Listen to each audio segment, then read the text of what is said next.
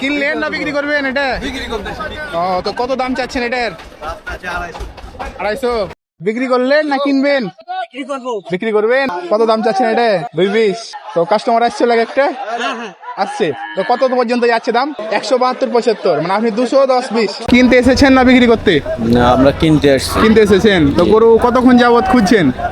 11টা থেকে পর্যন্ত খুঁজছি। 11টা থেকে এই পর্যন্ত, বিকাল পর্যন্ত প্রায়, কিন্তু এখন পর্যন্ত পাচ্ছেন না? পাচ্ছি না, হয়তো দামে বলতে দামে বলছে না, মানে আপনাদের বাজেট তাও কিরকম, কত থেকে কত ভিতরে নিতে যাচ্ছেন গরুগুলো? না, আমরা যে বাজারে আছি আমরা তো আবার বিক্রি করবো এগুলো, ভিতরে খুঁজতে ওজনের সাথে দামের সাথে মিলতেছে না।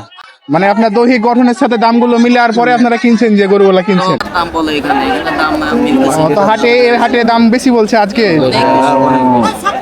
মানে যে তুলনায় আপনারা চাচ্ছেন ওই তুলনায় অনেক বেশি আজকে। তাহলে এখন কয়টা কিনতে পারিছেন এখন পর্যন্ত?